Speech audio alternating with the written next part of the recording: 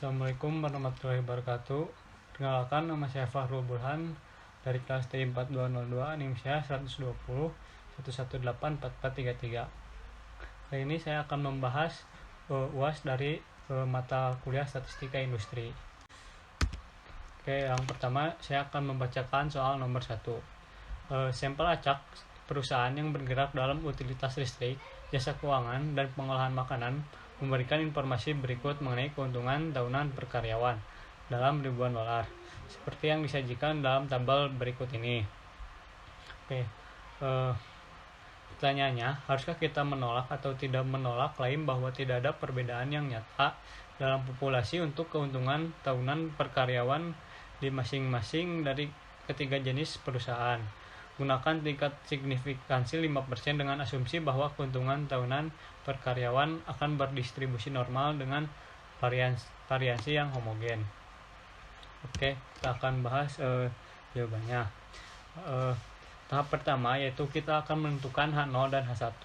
H0 itu biasanya sama dengan, yang artinya mu1, mu2, dan mu3 itu datanya itu sama atau tidak terdapat perbedaan yang nyata dalam setiap populasi.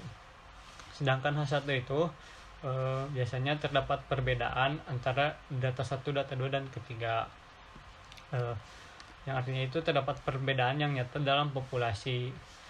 Setelah menentukan H0 dan H1, kita itu menentukan statistika uji. Pada soal ini kita akan menggunakan uji F. Yang pertama itu kita harus melakukan analisis variasi. Pertama itu ada X bar 1. X bar 1 ini didapat pada rata-rata tabel rata-rata jumlah pada kolom pertama. Sedangkan X bar 2 itu rata-rata jumlah pada kolom kedua. Sedangkan X bar 3 itu jumlah di rata-rata di kolom ketiga, dan hasilnya sebagai berikut. Sedangkan X bar ini adalah jumlah rata-rata dari keseluruhan tabel pada tabel ini. Terus N1 itu adalah jumlah data di kolom pertama, N2 jumlah data di kolom kedua, sedangkan N3 jumlah data di kolom ketiga. Sedangkan N ini adalah jumlah di keseluruhan data pada tabel. Sedangkan K adalah jumlah kolomnya. Setelah melakukan analisis variasi, selanjutnya kita akan melakukan penghitungan SSB. SSB itu rumusnya adalah N1 dikali X bar 1 min X bar rata-rata dikuadratkan, ditambah N2 jumlah data pada tabel 2 dikali X bar 2 dikurangi X bar rata-rata keseluruhan dikuadratkan, ditambah N3 dikali X bar 3 dikurangi X bar rata-rata keseluruhan dikuadratkan. Lalu kita akan memasukkan angka-angkanya dari hasil analisis variasi, dan hasilnya adalah 418,14 pada SSB.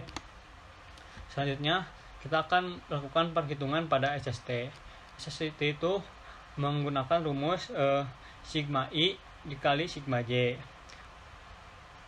Lalu kita akan langsung memasukkan angka-angkanya, dan hasilnya 1125,557. Setelah melakukan SST, lalu melakukan penghitungan SSW, yaitu rumusnya itu SST min SSB. Lalu kita memasukkan angka-angkanya.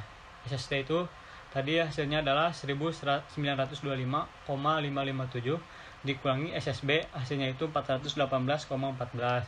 Hasilnya itu SSW itu 1507,42.